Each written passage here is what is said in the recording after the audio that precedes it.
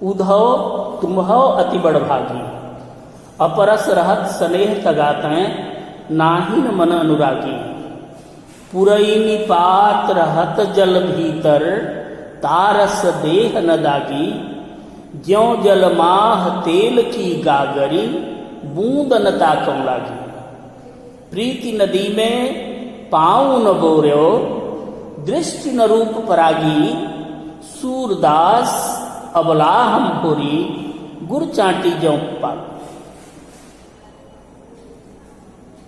विद्यार्थियों, इस पाठ को शुरू करने से पहले आपको सूरदास, उनकी भक्ति परंपरा, उनकी साहित्यिक चेतना, उनका वात्सल्य वर्णन आदि का सूक्ष्म विवरण आपके सामने प्रस्तुत किया और इस पाठ के बारे में भी बताया था कि यह पाठ, यह पद सूरदास के सूरसागर में से भ्रमर गीत के प्रसंग से लिया गया है। भ्रमर गीत उद्धव और गोपी के बीच जो हुआ संवाद था उसी पर आधारित है। एक बार राधिका उपवन में बैठी हुई थी और उनको देखकर दूसरी सखियां भी एक एक करके वहां एकत्रित होने लगी और जैसे ही उन लोगों ने मिलकर श्री कृष्ण की चर्चा की, श्री कृष्ण स्मृति पटल पर आ गए, लेकिन समक्ष श्री कृष्ण को उपस्थित न पाकर गोपियां बड़ी चिंतित होती हैं। इसी बीच में एक काले रंग का भौरा उड़ता हुआ वहां आता है और राधिका के चरण चूम लेता है। नंददास ने अपने भौर गीत में ये लिखा है, ताही छन उड़राज कहीं ते उड़े के आयो। उसी समय एक काले रंग का भ्रमर आता है और राधिका के चरण चूम लेता है और तदनंतर उसी समय यह भी घटना होती है कि श्री कृष्ण के बाल सखा उद्धव, जो श्री कृष्ण के द्वारा ही भेजे गए थे, वो उसी सभा में उपस्थित हो जाते हैं और अपना परिचय श्री कृष्ण के बाल सखा के रूप में देते हैं और बताते हैं कि श्री कृष्ण ने मुझे भेजा है। तो इस प्रकार उद्धव को भ्रमर के नाम से संकेतित किया गया है और उद्धव गोपी संवाद को भ्रमर गीत कहा गया है। प्रसंग बहुत बड़ा है, उसमें से कुछ चुने हुए पद ही आपके इस पाठ्य पुस्तक में दिए गए हैं। कुल 4 पद इसमें दिए गए हैं, चारों के चारों पद भ्रमर गीत से ही हैं। तो इस प्रकार प्रथम पद है और उसमें उद्धव और गोपियों के बीच संवाद चलते रहता है, ठीक है। और बातचीत होते होते क्या है, अति परिचयते हो ही दिखाई है। परिचय जब प्रगाढ़ होते जाता है तो एक दूसरे के प्रति धृष्ट हो जाते हैं, भय, संकोच आदि का वातावरण हट जाता है और परत दर परत खुलकर बातें होती हैं और इस प्रकार परस्पर छींटा कसी भी होने लगती है, व्यंग परिहास भी होने लगता है। तो इस पद में गोपियां उद्धव पर व्यंग करती हैं। व्यंग कहा जाता है विशेष उक्ति है। कहने का मतलब यह है कि जो कहा जाए, जिन शब्दों का प्रयोग हो, जिन शब्द समूहों का प्रयोग हो, अर्थ उससे अलग निकलता है। उसका लक्ष्य या उसका संकेत भी यदि कहीं नहीं दिखाई देता है तो वो व्यंग कथन होता है, अलग हटकर जो अर्थ निकलता है। कहने को तो गोपियां कहती हैं कि उद्धव तुम हो अति बड़भागी, हे उद्धव तुम परम भाग्यवान हो, परम भाग्यशाली हो।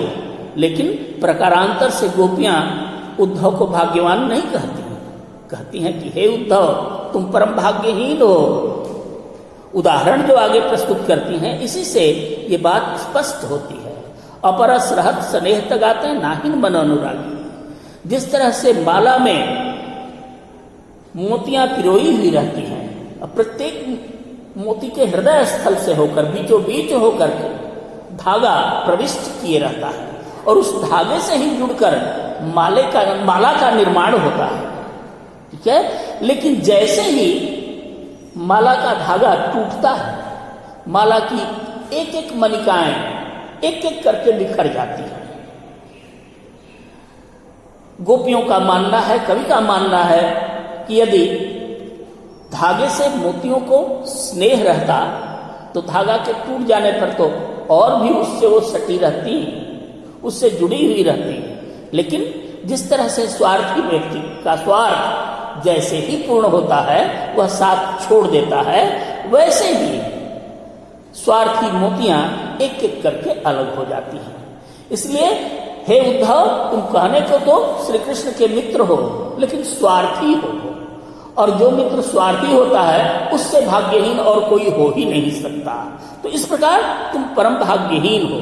दूसरा उदाहरण गोपियां कमल के पत्ते और जल का देती हैं। पुरैन पात्र हाथ जल भीतर तारस देह न दागी। जिस तरह से कमल का पत्ता जल के अंदर रहता है, जल में प्लावित होते रहता है, लेकिन जल से ऊपर नहीं उठता, जल में तैरता रहता है, इसलिए जल के अंदर रहता है वो। लेकिन जैसे ही जल की बूंदें उस पर चढ़ती हैं, उसको एक एक करके लुढ़का देता है, अलग कर देता है, ढुलका देता है।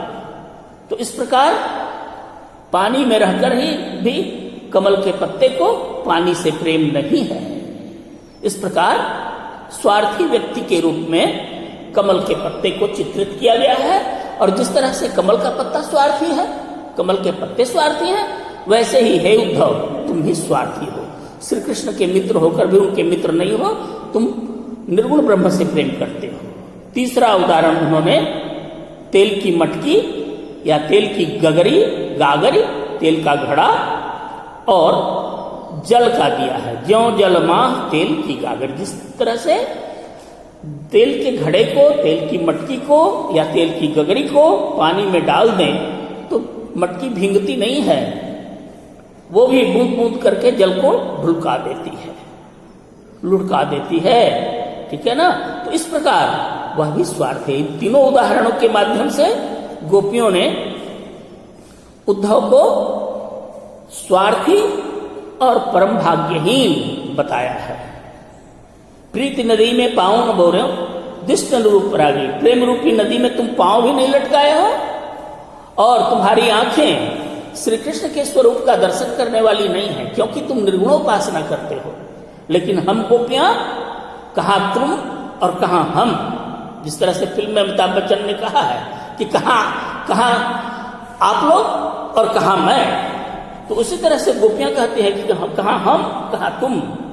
तुमने प्रेम रूपी नदी में पांव भी नहीं लटकाया है, तुम्हारी दृष्टि, तुम्हारी नजरें श्री कृष्ण के स्वरूप की प्यासी हुई नहीं है, और हम प्रेम के रस में सराबोर हैं। प्रेम के रस में सराबोर होने का उदाहरण गोपियां ने गुड़ और चींटी से दिया है। जिस तरह से चींटियां गुड़ में बुरी तरह से सम जाती हैं, अब वैसे ही हम प्रेम में, श्री कृष्ण के प्रेम में रचे बसे हैं। इस प्रकार यही इसका भावार्थ हुआ बच्चे। अब प्रश्नोत्तर पर चर्चा करेंगे। उद्धव तुम अति बड़भागी पद पर आधारित कुछ प्रश्न हैं जिनको मैं दोहरा रहा हूं, और उन प्रश्नों के उत्तर भी तुम लोगों को बता रहा हूं। पहला प्रश्न है, क्या उद्धव सचमुच भाग्यवान थे? उत्तर, नहीं। उद्धव को भाग्यवान कहकर गोपियों ने उन पर व्यंग्य किया है। दूसरा प्रश्न, अपरस रहत स्नेह तगाते के माध्यम से मोतियों के किस स्वभाव का वर्णन किया गया है? उत्तर, इस उदाहरण के माध्यम से मोतियों के स्वार्थी स्वभाव का वर्णन किया गया है। उद्धव को परम भाग्यहीन अथवा स्वार्थी बताने के भीतर गोपियों के लिए कौन कौन से उदाहरण प्रस्तुत किए गए हैं? उद्धव को परम भाग्यहीन अथवा स्वार्थी बताने के लिए गोपियों ने मोती, धागा, कमल के पत्ते एवं जल तथा तेल की मटकी अथवा घड़ा और पानी का उदाहरण प्रस्तुत किया है।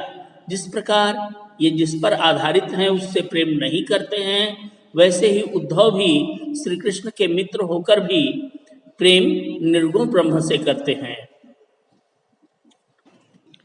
अतः उद्धव परम भाग्यहीन और स्वार्थी हैं। जिस व्यक्ति के हृदय में अपने मित्र से प्रेम नहीं है, उसे किसी और से भी प्रेम नहीं हो सकता है।